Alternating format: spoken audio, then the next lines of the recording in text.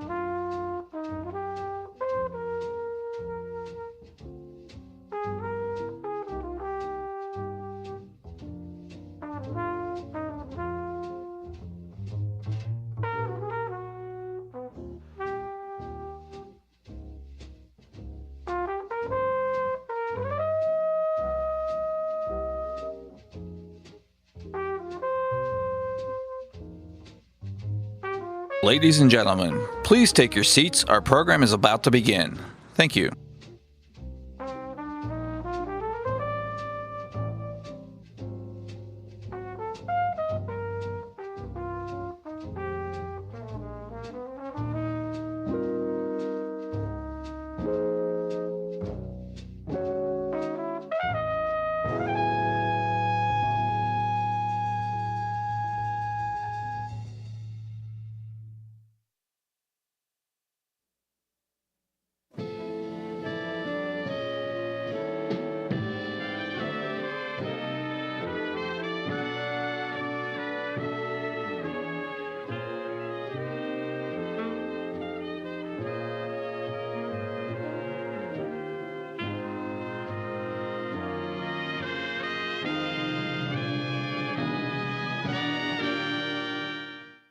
Please welcome to the stage ALEC National Chairman, Arizona Senate President Karen Fann.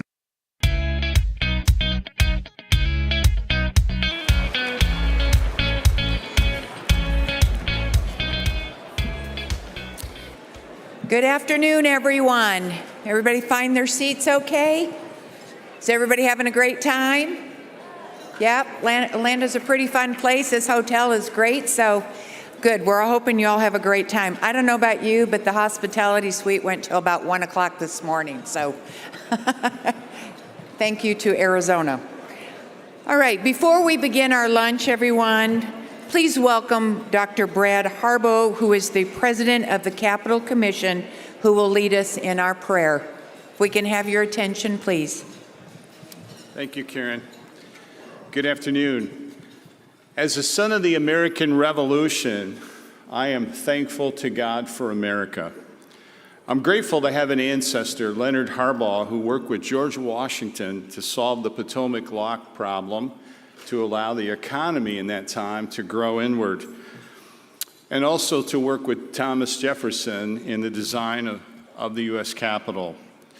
Like you, this past July 4th, I reflected back to the time of our Declaration of Independence.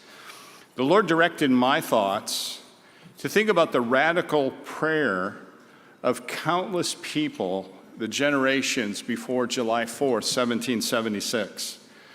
I asked myself, what did the Pilgrims pray as they journeyed to the New World seeking religious freedom? What did the estimated 75% of the colonists pray after they heard the preaching of the gospel through George Whitefield the 30 years prior to 1770?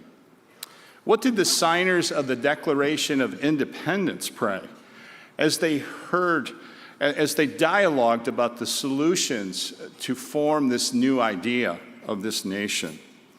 33, by the way, were seminary-trained pastors. As I reflect on the history of that time, there is one notable difference between the prayers of that time and the prayers today in our culture.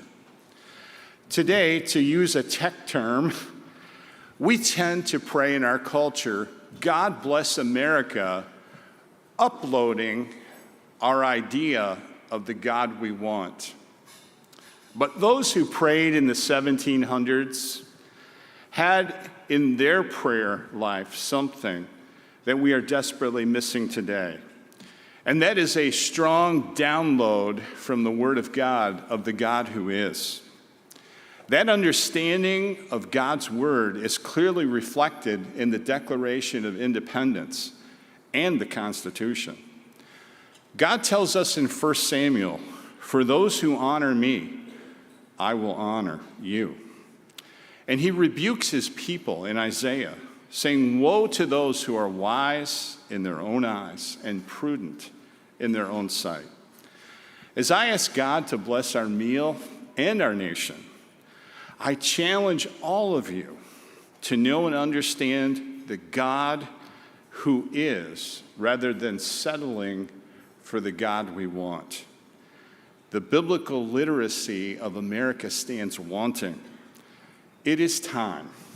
It is time, America, to turn back to God, to be students of our Bible, and not only ask for God's blessing, but to give God our honor.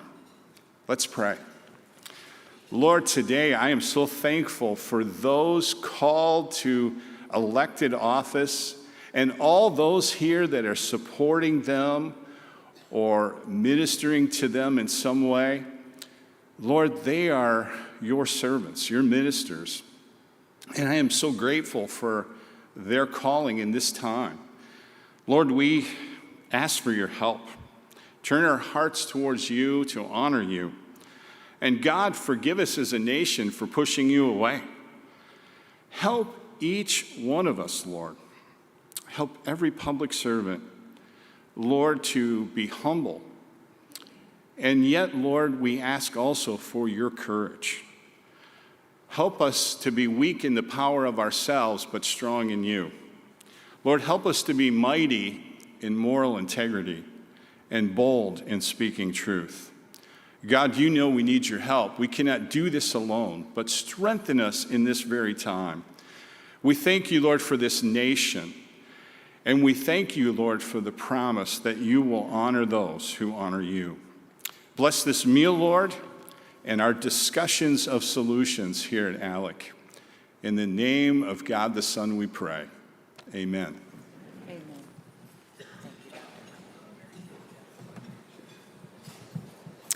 Thank you, Dr. Harbaugh. It is now my honor to introduce the first speaker for our plenary luncheon. Dr. Alveda King is chair for the Center of American Dreams and the America First Policy Institute. The Reverend A.D. King and the niece of Reverend Dr. Martin Luther King.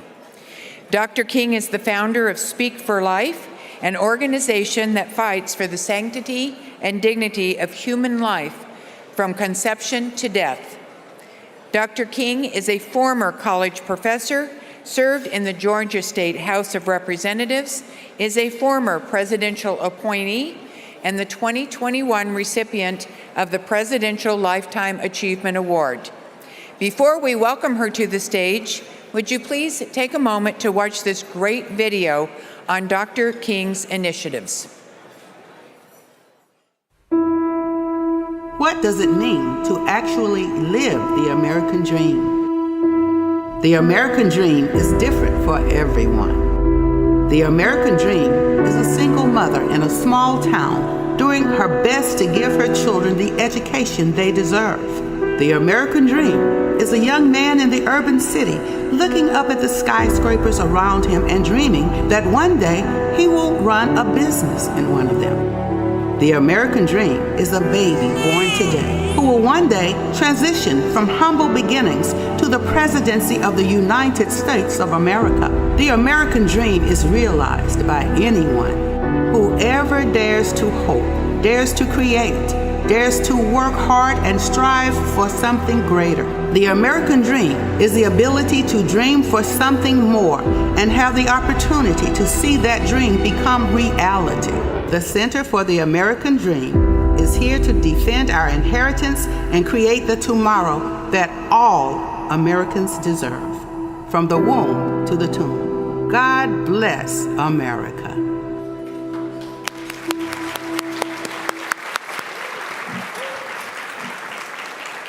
Ladies and gentlemen, please help me give a great big ALEC welcome to our own wonderful Dr. Alveda King. Hi, everybody. Hi. No, honestly, it's okay. You're having dinner, lunch. Now, usually I ask you to sing with me, but since we're eating, I'm going to ask you to put your right hand over your heart and raise your left hand towards heaven and kind of reflect on the last few words of the song, How Great Thou Art. Then sings my soul, my Savior God, to thee. You can sing the last words. How great thou art, how great thou art. Give God that hand clap. Give it to God. Give it to God. Hello, legislators of America. Hello. I'm one of your community that makes me your big sister because I was there in the 70s and the 80s. But I was a state representative, Alveda King. I was Bill then of District 28, House District. So hello. I appreciate the kind introduction, the warm welcome, and the applause, and I just say thank you. As a former state legislator, I'm also grateful for this opportunity to come together with you during this critical time to discuss some of the most pressing issues facing our nation. Indeed, education is a civil rights issue today that has once again been thrust into the national spotlight as more and more parents have awakened to the realities of what is going on in our nation's schools. Today, while reading and math scores are down across this nation, children are being taught vulgar gender ideologies, hateful racial theories, and a general disrespect for our very nation. How in the world did we get here?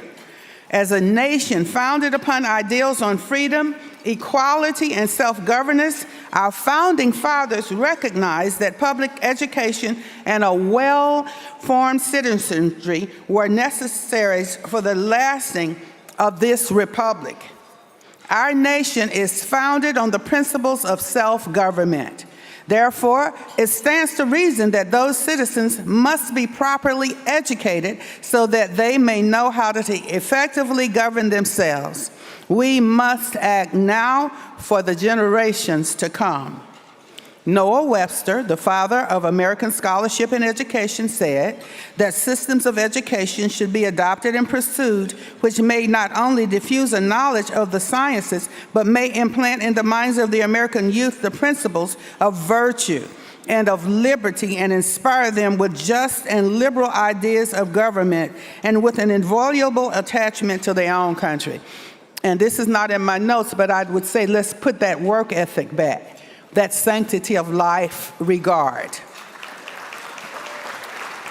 Absolutely. In Webster's mind, a well-rounded education would prepare children to become well-formed citizens who understood the principles of their country's government and become well-equipped to lead that nation into the future. Now, I'm not going to stay long on the problem because you all could get up here and help me define those problems, but let's just think about it for a moment. Sadly, in America today, we have long abandoned the formula that we so desire to get back to. Today, education officials place more emphasis on left-wing agendas like equity and social justice rather than quality education. Meanwhile, many American parents naively assume that regardless of political fights, our children will be off limits to calculated manipulation. But the onset of COVID, really did expose everything. When schools sent children home for remote learning, as if there could be such a thing for young children, parents were given a wake-up call when they saw their children's assignments and overheard their classes. The radical left has divided this nation by promoting Marxist ideologies like critical race theory, where innocent children are taught that they are either an oppressor or oppressed based on the color of their skin, and that our nation's history is one of nothing but hatred and oppression. Now, we're not colorblind. I can see skin color, but it's not supposed to be a barrier. We should unite because of our ethnicity. Yep.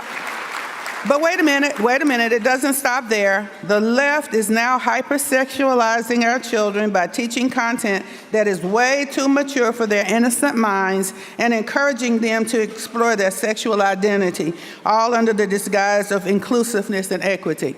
Your parents and grandparents, sometimes when parents are kissing, the little kids will go, ew, and say, because they're too little to get into that kind of thinking. They're too young. Of course, parents don't want this dangerous nonsense in schools any more than we do. In fact, about 3 out of 4 parents don't even believe that our founding ideals of liberty and equality were false and that American history should be reframed. Another 80% oppose using classrooms to promote political agendas, and nearly 70% oppose schools teaching that America was founded on racism. Education officials, school board members, and the unions recognize that parents feel this way, and that's why they've done all they can to hide their agenda in code words like social and emotional learning, equity, action civics, and more covert words and phrases, all to conceal their true intention for our children. Same thing happened with the word abortion, if you remember that, and it's back to the states, so be ready to help babies be born, y'all. Be ready. Okay. Meanwhile, our schools continue to decline and fall behind the rest of the world, and our children continue to struggle, particularly minority children. For example, in Baltimore, a city with 90% minority enrollment in public school, only 15% of students tested as proficient for reading. For math, that number drops to 8%. All in all, about 41% of Baltimore's 20,500 public high school students earn below a 1.0 grade point average. That means that almost half of all students average worse than a D in school, and many of these dismal trends have only been accelerated by the pandemic and the transition to remote learning. In an effort to push a radical agenda on our children, the left has ignored the data and evidence that our schools are failing and our children, and those particularly in our underserved communities, continue to fall behind. The solutions are very, very clear. Stay busy, stay encouraged, stay courageous, do what the Supreme Court justices did to send the question of life back to the states, and do what's right. And we're going to be praying for you, and that's really very important too. Now, I'm going to conclude here because I'm right at the end of our time. I want us to remember that we are bridge builders. And, I have this little thing I say at Thanksgiving when my family comes over and we disagree. I'm not going to take the turkey leg off the turkey and beat you with it. We're going to get along and we're going to pray. So build a bridge. All hands on deck.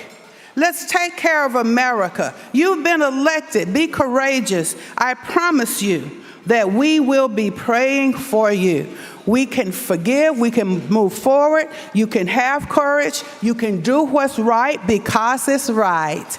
And God bless you. Please welcome back to the stage, Karen Fan.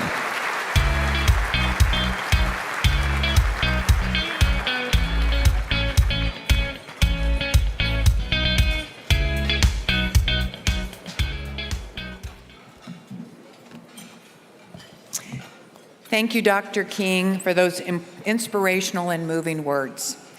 We were very fortunate to have you with us today and to share your breath and your experience and the vision that you hold true for you and your ancestors.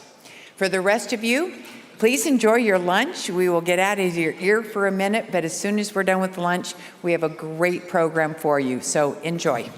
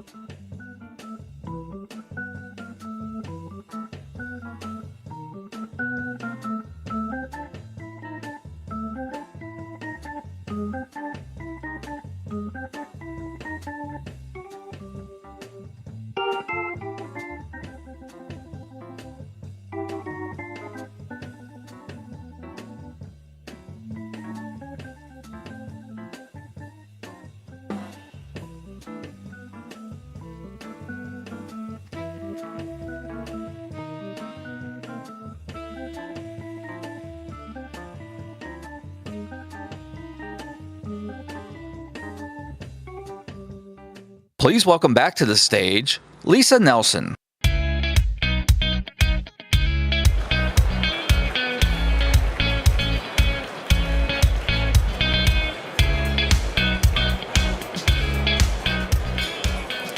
Well, thank you. And I know you're all still enjoying your lunch, so keep going. Thank you, Dr. King, for those inspiring words. You know, it appears that there are two approaches to how we should educate our children. One encourages government to run schools without any participation or input from their parents, and the other promotes choice and recognizes that children belong to their parents and that parents should have the final say as for what's best for their children. What do you think about that? One of the silver linings of the lockdowns of our schools and remote learning was that parents were able to see what their children were being taught. And what parents saw did not give them comfort. What they saw sparked a movement among parents to take control of their children's education, not only by scrutinizing school curriculums, but by engaging at their local school boards in a manner that continues to have a profound impact on state elections to this day. That movement continues to grow, as you can see from this video, and you will hear from our next speaker. Who pays your salary? Shame on you! You can be arrested! This is an unlawful arrest. I have a First Amendment. Emotions running very high and hot at another school board meeting in Loudoun County last night. Parents calling out the school's social justice agenda. Critical race theory, it's not American. We need critical race theory because we need real history. It's not over. It's not over. I don't think parents should be telling schools what they should teach. An issue that McAuliffe says parents should not have a say in. On day one, we will not have political agendas in the classroom, and I will ban critical race theory.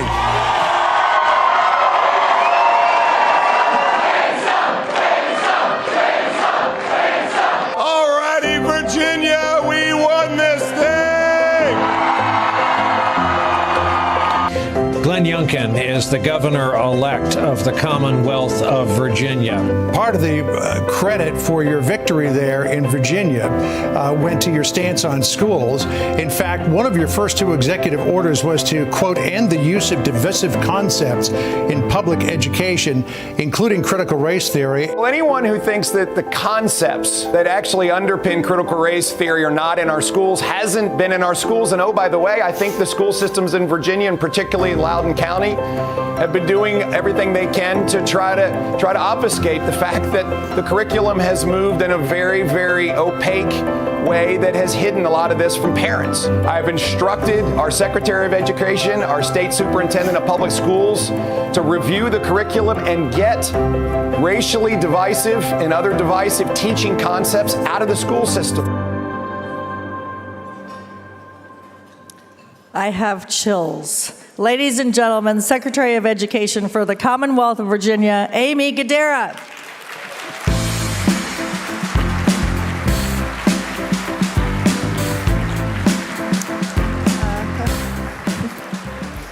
Hi, Virginia. Thank you so much for having me. And Lisa, thank you for the kind invitation to join this important gathering of change agents. It's an honor to be with all of you and also to learn from each other. And that really is the power of convenings like ALEC, of bringing the great ideas from across this country together. And as we all know, the Federation, right? That how the great experiments that happen in states and how do we learn to make this country as great as possible. So thank you. And thank you also for that really powerful video that reminds us of two grounding facts that I think we all need to keep in our hearts as we march out of this and back into our lives at home. First of all, Americans know how important education is to the future of our nation. And equally important, engaged and informed citizens, especially parents, have and will continue to use their voices to make positive change happen. Yes. So this is the story of Virginia, and it can be the story in every state across our great country.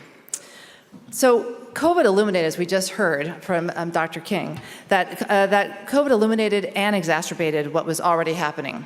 Our students were not achieving at the levels that they needed to compete in our global economy and to be on track for future success.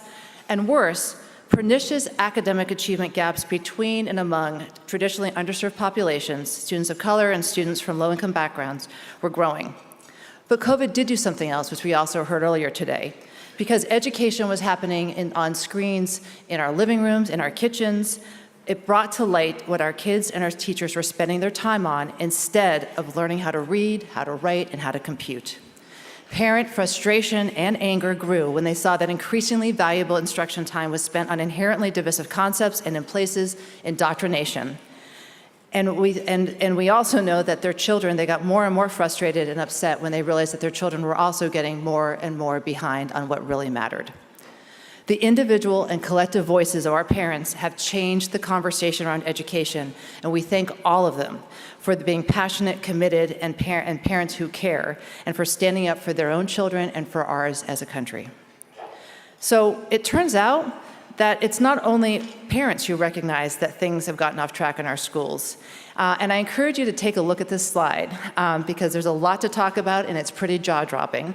And it's something that we should have conversations about here and when we go. But when you look at this, and I want to give a shout out to Bruce Melman who put together this data based on the polls that just came out last week from the American Federation of Teachers and the Democrats for Education Reform.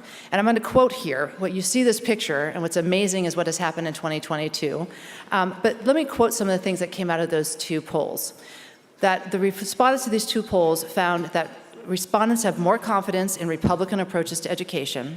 They hold Democrats more responsible for politicizing education and making education too much a part of the culture wars. And three, they were dissatisfied with the amount of say that parents have in what their children are taught. This is a wow. While voters overall trust Republicans over Democrats by 4 points, I want you to look at the bottom box on this slide. The news here is that overall by 4 points, but parents by 9 points, and by folks who identify as not being white by 10 points. And just pause on that for a second. This is a winning issue. And in Virginia, we are listening to and joining in the conversations that are happening around kitchen tables, at barbershops, and in coffees after church. And we are prioritizing common sense approaches to put students first and to restore excellence to education in every community across the Commonwealth. You know, we just saw in this great video that the first two actions that the governor took within an hour of being sworn in on day one were to sign in these two executive orders, which ended instructional practices of discrimination, which are in violation of the Civil Rights Act, and also to commit to restore excellence to education and to reaffirm the rights of parents in their upbringing, education, and care of their children.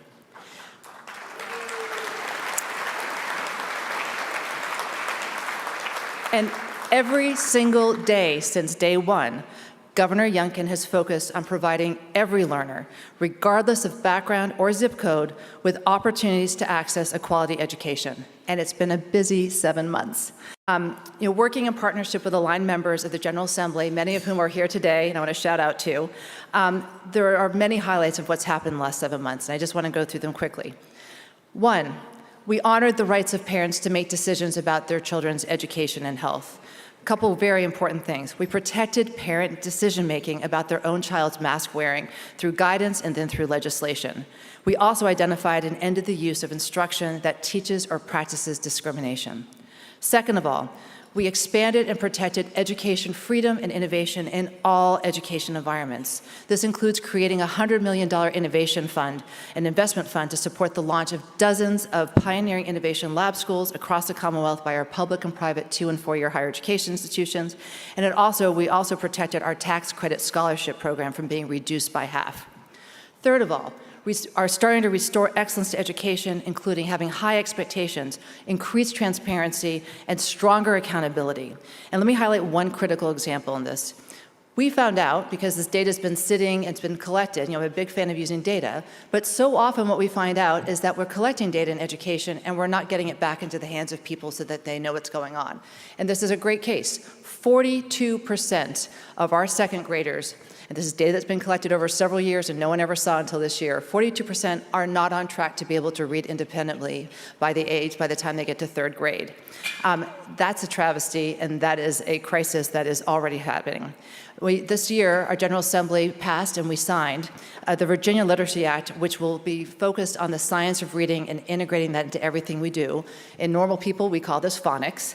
And this will transform reading instruction so that every single child will be able to read on grade level, and it starts today.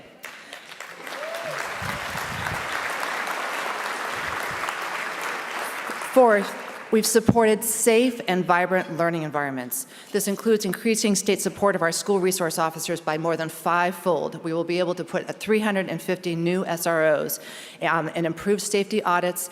And also, we are the Attorney General is looking into the mishandling of sexual assault incidents, which we saw in the video as well.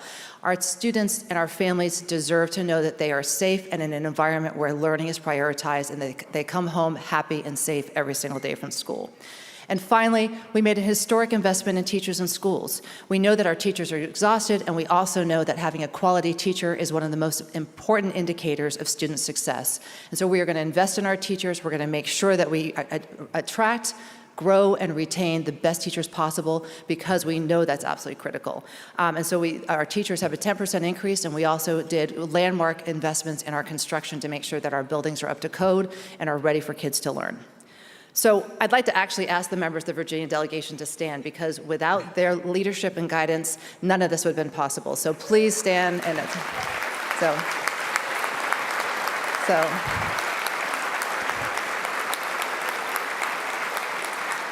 So thank you. Please find one of those folks that stand and ask them how they did it and take it back to your own state. So real fast. So one of the most important activities of the last 7 months was releasing our commitment to Virginians, high expectations, and excellence for all students. Why this matters and why there are three critical components to restoring excellence in Virginia's education, and this report laid it out. First of all, it provides a stark, data-based overview of where we stand now in the state. It offers the foundational principles which will guide every decision and every action that we take to reach our goals. And third of all, it provides a clear vision of success. So let me start very quickly with what our current state is, which is not what you would think with our stellar reputation. Bottom line is, our reading scores have fallen every year since 2010.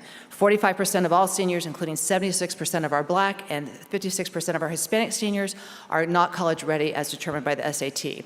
And our learning loss in Virginia is bigger than the average of the nation.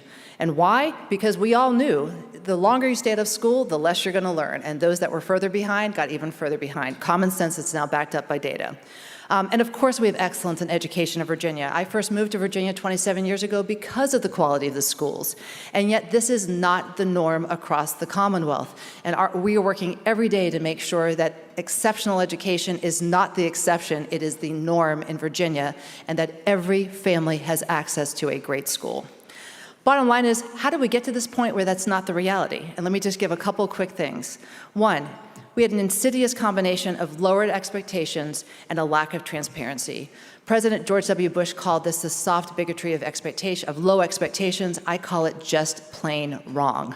First of all, our State Board of Education changed the accreditation requirements in 2017 to de-emphasize grade level proficiency, and they also lowered cut scores. We basically lowered the floor, and by that we also lowered the ceilings for all of our kids. And bottom line, we also have the biggest honesty gap. There's a difference between what we're telling families that kids are ready for success and they're proficient and what we know our kids are looking at on NAEP. So bottom line is, we have not been providing families, teachers, and taxpayers with an accurate picture of academic reality. And even without that accurate picture, parents know that many public schools aren't working for their kids. In fact, the number of homeschooled students have soared, with a 90% increase in transfers between 2019 and 2021, and close to 6,000 students have transferred from Virginia's public school system into in-state private schools in the 2000-2001 school year. But I'm here to tell you that the tides are turning in the Commonwealth. Rest assured, the era of significant lowering of expectations, a lack of transparency, and weak accountability for results is over in Virginia. Yeah. So our commitment, and the commitment that this governor made on his first day and that we continue to make when we release this expectation, is that we will do the following. We are going to establish and maintain high expectations for students, for schools, and ourselves as the adults. Second of all, we are going to advance parent and teacher empowerment to best serve students in partnership. We are going to demand zero tolerance for discrimination in education. We're going to foster innovation in all education environments, provide transparency so that every child is seen and receives what he or she needs to succeed. And we're going to ensure that post-secondary readiness is our goal at all points so that all learners can succeed in life. And finally, we are going to protect and nurture freedom of speech and inquiry to ensure that every student is taught how to think, what not to think, and not what to think. You know, I could spend an hour on any one of these principles, and I'm happy to talk about it in our questions and answers. But what I want to say, and please know, that while this seems like this is a very ambitious agenda, the prioritization and execution of every one of these principles is critical to a student-centered education reform across the state. So as my time comes to a close and we move into a panel discussion and hear from Secretary DeVos first, I want to urge all of you to prioritize this approach to student-centered education reform. You know, Governor Youngkin is proving that Republicans and conservatives can win and can govern by making common sense education policy a #1 priority. Together, let's keep doing what we know is right. Let's embrace high expectations for every single child. Let's focus on preparing them for what comes next after school. Let's ensure that parents are empowered and engaged in their children's education. And let's put an end to the one-size-fits-all system that is keeping people from their true abilities. And let's create a culture of innovation. Our future as the greatest nation in the world depends on an education system that sees every learner, meets him or her where they are, and gets them to what they need to do and where they need to go to become an engaged and productive member of their community and an informed and engaged member of our democracy. We cannot afford to lose another generation. It's immoral and it's un-American. This is the land of opportunity. Every Virginian and every American must have access to an education that allows them to attain the American dream. Our collective future depends on it. Thank you. Please welcome back to the stage, Lisa Nelson.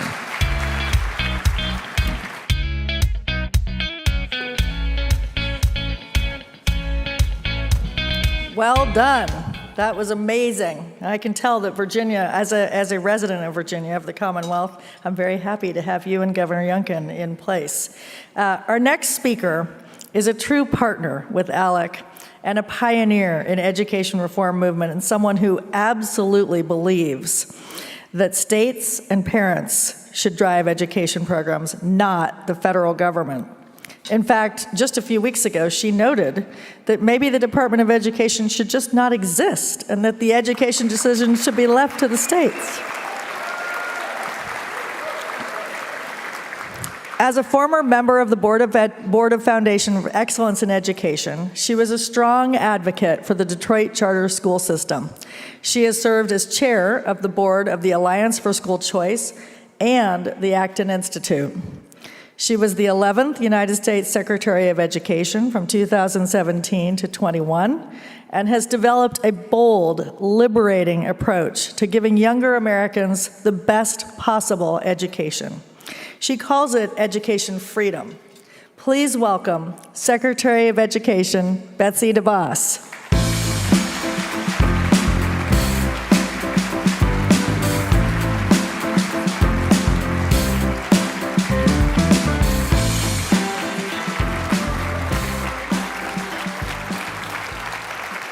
Thank you all. Thank you so much, Lisa, for that very kind introduction. It is great to be back at ALEC.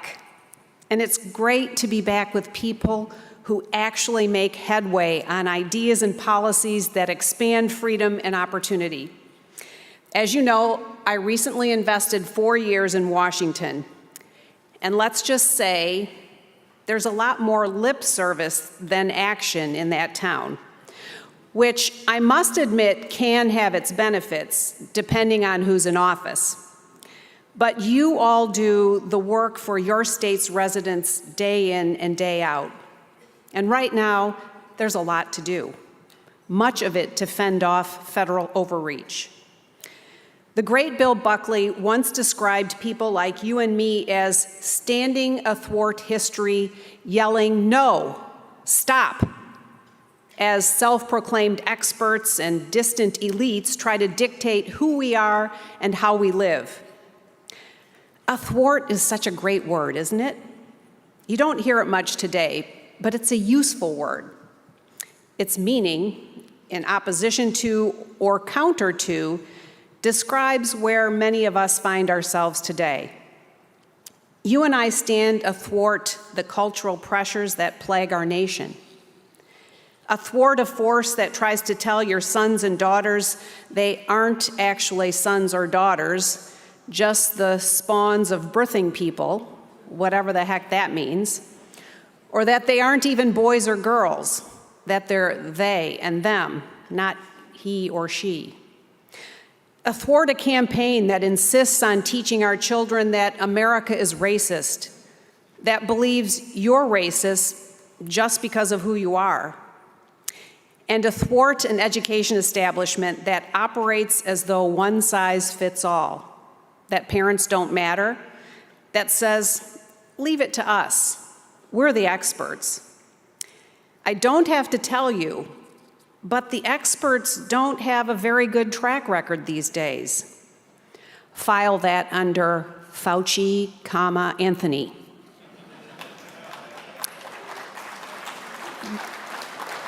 The failures of the government-run, union-controlled education system have been laid bare for all to see the past 2 years. These failures, layered on top of multiple pre-COVID failures, are devastating. Unthinkable learning loss, unprecedented mental health issues, time and opportunities lost that can never be recovered.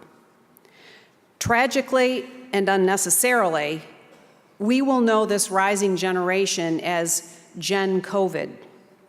The effects of the damage inflicted on them by the unions and their allies will long endure. But like you and me, America's parents have had enough. They've had enough of the excuses, the delays, the shoulder shrugs. Parents want better for their kids, and they want better now.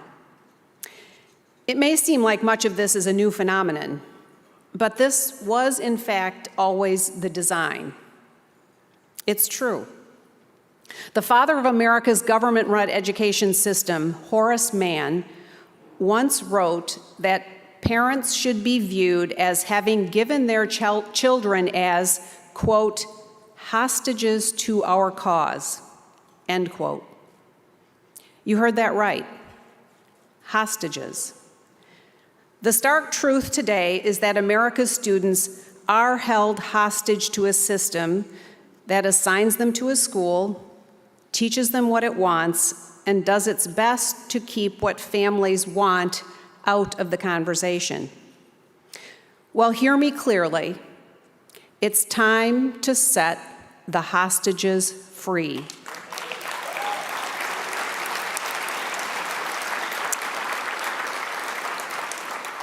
That's what my new book, Hostages No More, is about. It's about ensuring our kids, our families, and our teachers are hostages to a broken one-size-fits-all system no more. It's about how we fix K-12 education. Think about it in this context.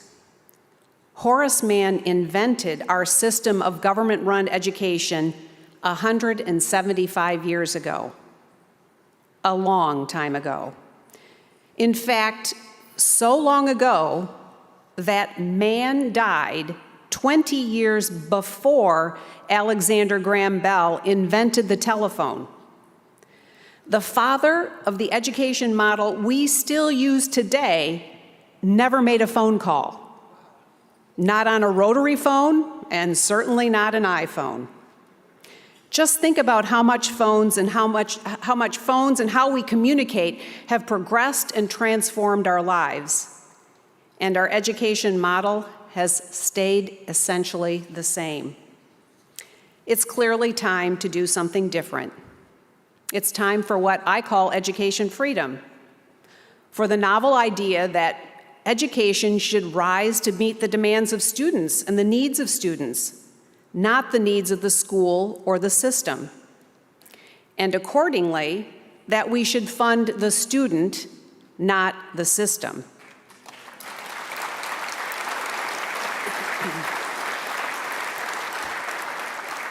And the exciting news is education freedom is on the march. The last time I was with you, in 2019, I challenged you to lean into education freedom policies that put students and families first. And boy, did you. Since then, more than 20 states have passed laws expanding education freedom. Fittingly, 2019's conference was in Arizona. Who's here from Arizona, besides Karen and Ben? Congratulations. You really answered the call. Universal school choice, education savings accounts for every single student in the Grand Canyon State.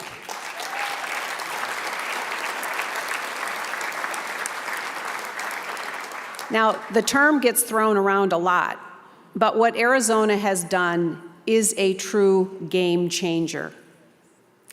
We used to ask, which state will be the first to empower every student and family? Now we're asking, who's next? Looking at you, Florida, Indiana, Texas, Iowa. Education freedom is good, solid policy. It's also what America's families are demanding. Poll after poll, even the school union boss's own internal polling, which Aimee also shared some of the results from, confirms this. Families should be in charge of education decisions. Education should not be the domain of the government. It should be the domain of the family.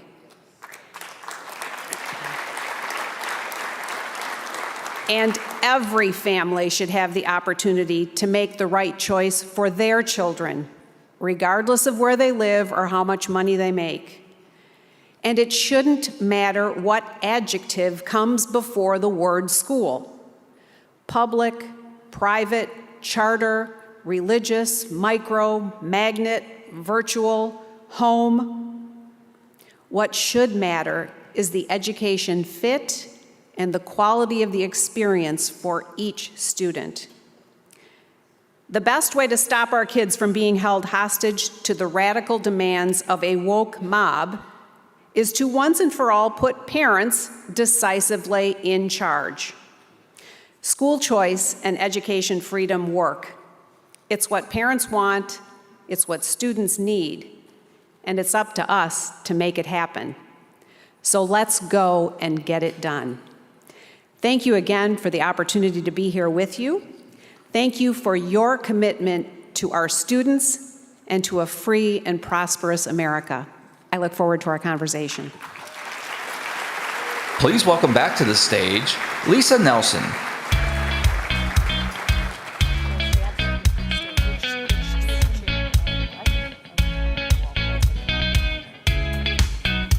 Thank you so much. Great words. Our nation is indebted to you for your lifelong commitment to education and to the students and betterment of our schools.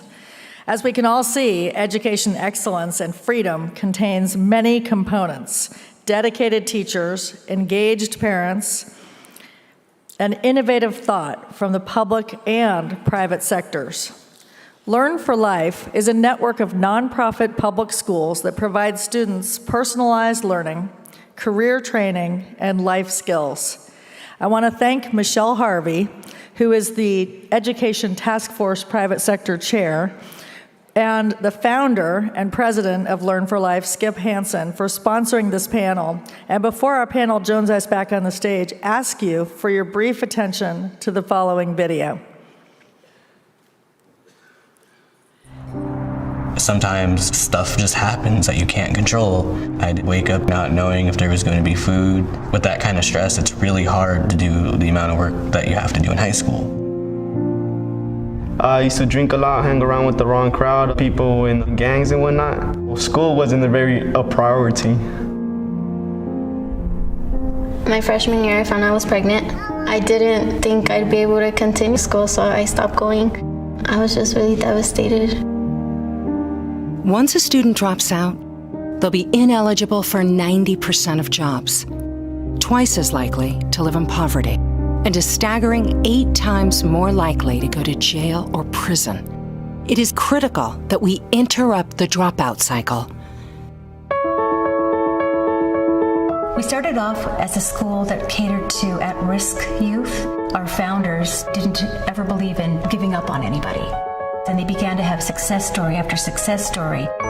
Sometimes you don't have a ride because you don't have any gas and you live far away. They give you free bus passes. They've given me food because I hadn't eaten in 2 days. They let me bring my daughter every day to school, and she would be right there while I was doing my homework or my test. I was too embarrassed to ask for that extra help.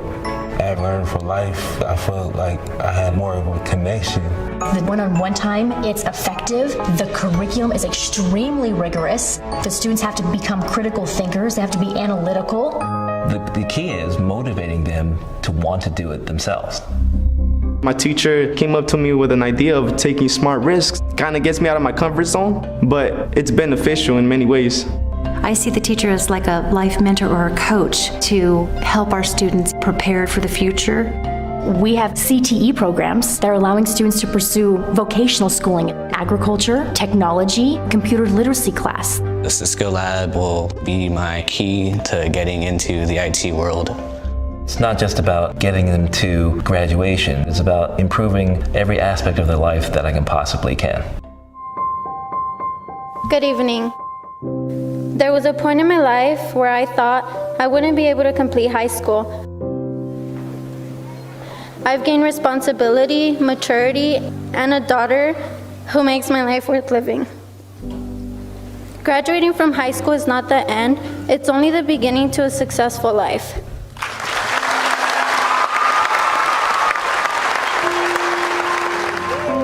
Knowing that this diploma is going to open doors for me and my daughter, that's what felt great. If I hadn't come back to Learn for Life, I'd probably be on the streets or probably in jail somewhere. Before coming to Learn for Life, I felt like I didn't have a future. I would have ended up most likely in jail or possibly dead. I would not make it through public school. I would wash right out. Learn for Life completely changed my story. I'll be starting with an entry-level IT job. I'm excited to start college and I want to be a registered nurse. I'm working on my degree, fire technology.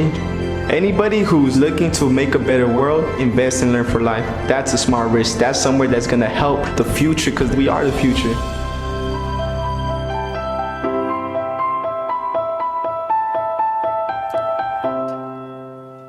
ladies and gentlemen, ALEC's Education Task Force Chair, Michelle Harvey.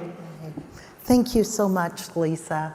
We really appreciate you for that introduction. We have on our panel Secretary Betsy DeVos, Dr. Alveda King, our Secretary of Education from Virginia, Secretary Guidera, and we also have Skip Hansen, who is president and founder of Learn for Life. So we're going to start our questions with you, Secretary Guidera. What is schooling today? How is it delivered? And who should be involved? Great. I'll try. I know we have a lot to talk about, so I'll yes. So bottom line is, school is not what we're seeing on that screen in the inspirational video, right? This one-size-fits-all approach is what the norm is. And we know that that is not working for most of our families and for our kids. And we need to do everything possible, as Learn for Life is doing, of seeing every child, meeting where they are, and realizing that we need to personalize learning and the learning experience for every family. And the people who need to be in charge of that are families themselves, that they have the choice to pick where they need to go. And we need a culture of innovation within our public system, outside of it. We need to stop thinking about where this is happening and instead prioritize and put urgency behind making sure that we are losing generation after generation because we aren't doing this. And it is immoral, right? We are not meeting people where they are, and for some reason we're okay with that as a country, and that needs to stop today. And so it's about how do we break the focus on the status quo and start demanding change so those stories of those students become the norm everywhere. Great. And Secretary DeVos, the United States has not seen a glimpse of the top 20 in any subjects tested in recent years when comparing the assessment results from over 500,000 students in over 65 different countries. You recently said that the Department of Education should not exist. Why do you believe that's true? Well, Michelle, since 1979, when the Department of Education was founded as a political payoff to the teachers' unions by Jimmy Carter promising that for their endorsement in 1976, we've spent over $1 trillion at the federal level alone with the express purpose of closing the achievement gap. And by every measure, even pre-COVID, not only has it not narrowed one little bit, it's actually widened by many different measures. And so you have to ask yourself, what value has the Department of Education added when in fact it only contributes 8 or 9% of what we spend on K-12 education, which is around $750 billion annually, 8 or 9%, and yet everything that comes from that department comes with massive strings and also agendas and is imposed on states and local districts. And so it is not adding value. There are two functions that the department does, laws that have to be followed and could be done in other departments, making sure civil rights are protected and making sure students with disabilities are supported in appropriate ways. But that does not need to have a whole Department of Education. All of those funds could be much better spent at the local level, and importantly by parents and families to decide where their child is educated.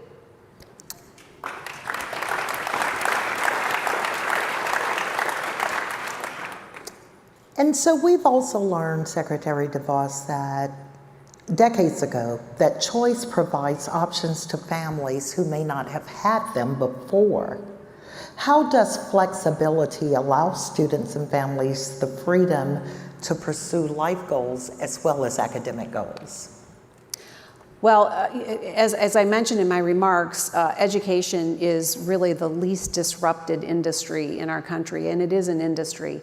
And if you empower families and empower students to find their right fit, the creativity and ingenuity that will follow when there is a full marketplace of consumers ready to buy something different. I don't think any of us here on this stage can begin to even dream about the extent to which the different needs and demands can be met. And I use an example of a small school I've not yet visited, but it's in West Michigan where I live. Now, in West Michigan in the winter, it's very cold. We have snow. And this particular little school is an all all outdoor, all day, everyday school all year round. And they have waiting lists of kids wanting to get into this school and teachers who choose to be there. And I use it just as one small example of thinking more broadly about how and where children can learn. And really, I think unleashing the marketplace will ultimately bring about the kind of choices and options, and importantly for families, the flexibility to be able to customize every child's education. Thank you for that. And Skip, Secretary DeVos talked about allowing parents flexibility. I wanted to ask you about Learn for Life as a whole. How does Learn for Life provide that flexibility for parents and families to pursue their life goals as well as academic goals? Yeah, I completely agree. We've started 20 years ago. We're celebrating 20 years this year for 50 kids in a little town called Lancaster, California, that were foster care youth, pregnant teens, and a few other bullying issues that we were having in our little town. And we found that there just wasn't a home. There was a regular high school that had a 4-year plan with boxes that took you from freshman to senior. And there was another school called a continuation school, which is where they typically put the kids that got in trouble. But if you were a pregnant teen, right in your freshman year, you drop out, you go raise your baby, you want to come back, your box is moved on to the sophomore box, but your education is still a freshman. So they put you over in the other box where the kids dropped out. The young girl was making good grades, but didn't want to actually go to this continuation school, which is unfortunately where they put the worst teachers, and they usually are in the back of the campus, and it's really not a great situation. So we created a school literally with the idea of a flexible schedule, with the idea that when I was in college, I set my schedule up Tuesdays and Thursdays so I could work Monday, Wednesday, and Friday to help pay for college. We just brought that down to the high school level. And fortunately, California did have a mechanism for us to get paid in that environment. But what we realized right away was there are thousands of kids in our little city, because the dropout rate was supposedly less than 12%, but we had 4,000 kids come into our centers. And what we realized, it was a scheduling problem. This idea that not every student learns the same way. Man, how many of you have kids that might have ADD or just don't do well 5 days a week, don't do mornings well, don't even like to wake up early in the morning because they might have deficiencies. So we created a program that catered to the individual student. And our biggest struggle legislatively is the states still have a butts and seats requirement where the kids need to be there 5 days a week, and that works for many. But what we've seen, because we're serving close to 50,000 students this year and close to 100 locations, is it doesn't work for a lot. And post-COVID, I'm telling you, you are going to have an onslaught of dropouts headed in your direction. And you don't have a crime problem in your cities, you have an education problem. Without a high school diploma, opportunity to join the military, get a job, those kids are going to hit your streets. And you mentioned it in second grade. They picked the prison beds, how many prison beds they're going to need 8, 12 years out based on their second and third grade math and reading scores. So we already know that those kids are moving towards our schools, unfortunately, over the next 6 years, and they're going to be headed in that direction. So flexible schedule is certainly one of the most important things for the kids that you saw in that video today. Yes, thank you so much for that. And continuing on the theme of flexibility, Dr. King, the pandemic illuminated how flexibility is needed in school models. And as we've said several times today, one size does not fit all. How can flexibility in attendance provide additional options for disadvantaged students? Well, as a parent, as a grandparent, we the people, that's who we the people in every city, state, in this nation, across the land. We the people have to live with our children, nurture our children, educate our children. And I do agree, we really don't have a crime problem. We have an education problem. We get the work ethic back, and children should either be learning, working, or praying and recreating. And that's very hard still in this nation, because right now everybody wants to work or not. After COVID, people are trying to figure out how not to go back to work. We have that as well. And so with the flexibility issues, we're finding that more people are staying at home and working from home. So the children may be there at home, and now children go to school some of the hours and some hours they don't. So the flexibility issue must be addressed state by state. And state legislators, if you're on your education committees, as a state legislator, I was on the education committee, and we had to examine all of these issues as well. I was very disturbed to hear that second graders were performing so poorly and America did not know it. And I said, why didn't America know that? That was hidden. So it's time to look at the issues of flexibility, of learning, and indeed, they can determine by the second grade, if the students are not learning and reading, they will not succeed in society and they'll end up as criminals. So they need to be educated. Okay. So that is part of our responsibility, your responsibility now as legislators, to carefully examine these issues state by state and district by district. Thank you so much for that. And just to continue, Dr. King, how can we ensure that parents, students, educators, most of all policymakers, have the right information to guide their actions so that every student can be successful? Parents have to learn to care again, to inquire again, to do what happened in Virginia. Stand up and say, we see what you're doing now. We do not agree with what you're doing now. And that should translate into votes. Too long, America has stayed at home and said, let the government take care of it, and they'll fix it. Well, it's time for us to be engaged as we the people, praying for our legislators, working with our legislators, communicating with our legislators. And I believe many of you are doing a good job when you're hearing from your communities. I believe you're responding. But there need to be more town hall meetings. There need to be more inquiries. And there need to be more conversations like this in every district in this nation. Thank you. And Secretary Guidera, Virginia is 4th in the nation in mathematics. So it's a very necessary skill to enter the STEM fields of science, technology, engineering, and math. How can we make sure that, and I will ask this question to more than you, so be prepared, panelists. How can we ensure that our workforce is competitive in the future? So I'll take two parts of this. One, I actually question whether we're 4th. If you look at averages, we probably are. But again, part of my storyline is the averages hide that we really aren't doing that well with a lot of math. When we look at our numbers and disaggregate it by different populations, we're failing a lot of kids in teaching math. And so this is why one of our priorities working with our legislators is going to be doing what we did on the Literacy Act with the Math Act next year in this next session to make sure that our math curriculum, our math standards are really aligned to what employers need. And you know, we are working really hard in Virginia to attract the greatest companies in the world to come here. And we're going to do that by investing in people and being a talent machine.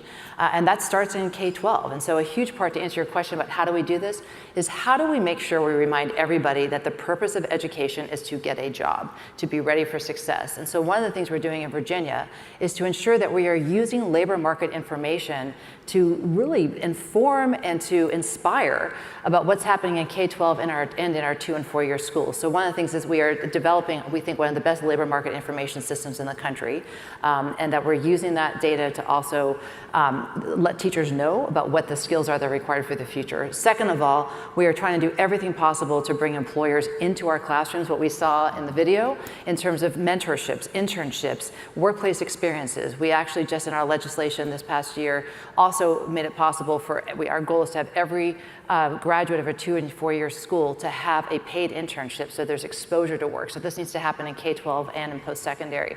And lastly, we need to make sure that we have innovation that employers are welcome into our schools to learn side by side and to bring best in class and to give exposure, provide exposure to why academic achievement matters to success in the world of work. So we're trying to better align employer needs with what we're providing in education to make sure that we're reminding people. The goal is not to get a piece of paper and to say that you graduated. The goal is to have the skills, the knowledge, the competencies to get a job. Thank you. Dr. King, how do we create a competitive workforce? There was a very good program that has been around for a while, and it was called STEM, S-T-E-M, and now it is S-T-E-A-M, because it added arts and entertainment. And in the 45th administration, women were included, especially in areas of math and technology. So find out what is available and then be very innovative in getting work ethic oriented programs back to the families in each of your communities. So the work ethic has been kind of cut off, but it needs to come back. And to teach these young people and even returning citizens and maybe parents who want to get back in the game, these programs are very important. Yes, Secretary DeVos, I would like to hear your thoughts. Yeah, so I thought Secretary Guidera's response was right on, and I would say that all of those things are enhanced in an environment of education freedom where families are actually driving the demand for what their children need. And you couple that with a much more engaged private sector that is actually welcomed into the education world and environment, and it will change the dynamic considerably and prepare kids at a much earlier age to consider what their full range of options are, not just one track in through a predetermined destiny. Can I add on to that for a sec? Sorry, I know we're almost done. No, go ahead. This whole idea of having career pathways and also blowing up this idea that the only way to success in America is through a four-year degree, and that if you don't do that, you're a failure. And I think that we just need to have this cultural change of work ethic, and there's so many skilled trades, and we need to make sure that there is no one way to success in this country, and so it made this country great, and so we need to do that.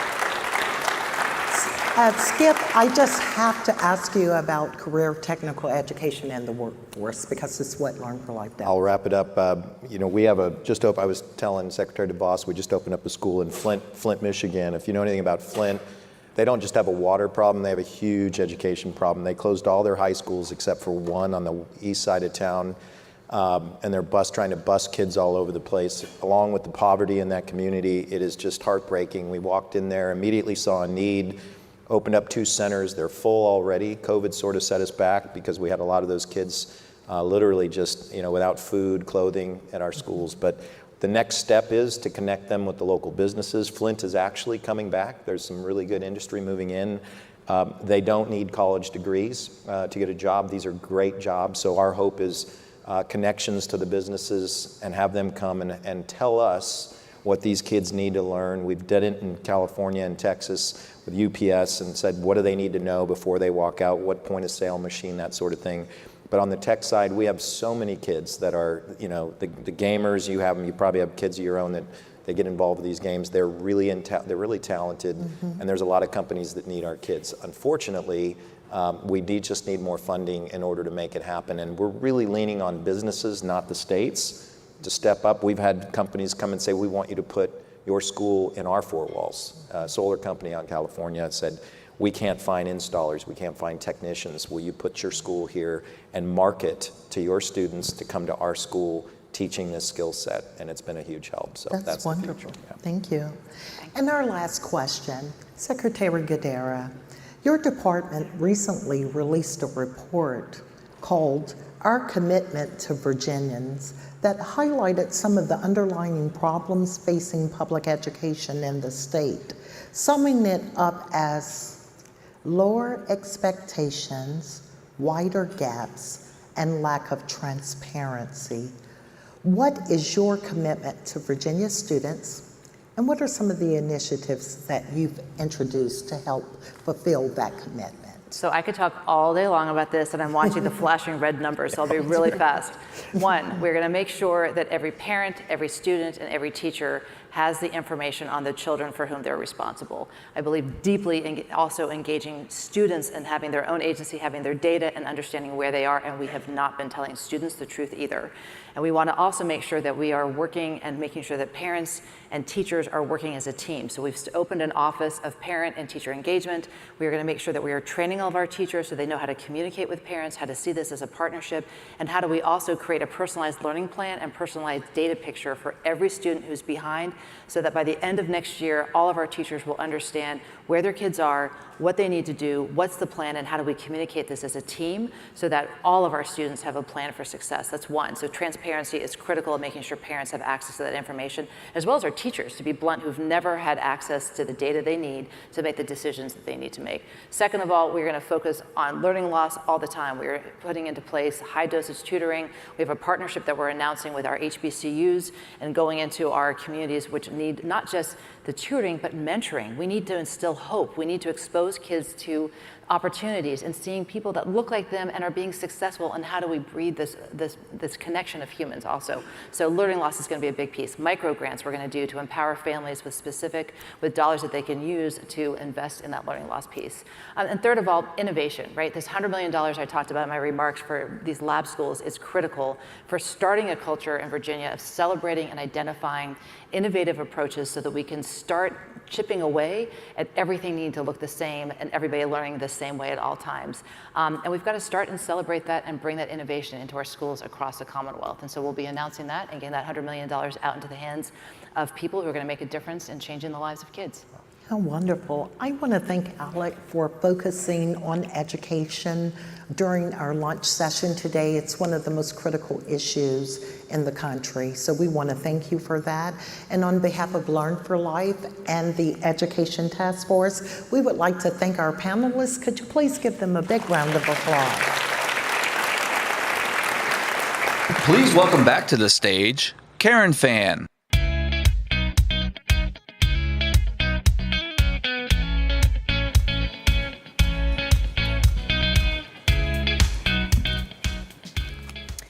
Thank you so much to all of our lunch speakers. Every parent in America owes each of you a debt of gratitude for what you are doing for our students.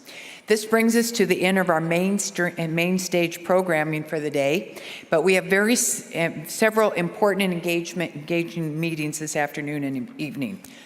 Excuse me. First, I would remind everyone to please stop by the ice cream reception, which will preview our 2023 annual meeting in Florida.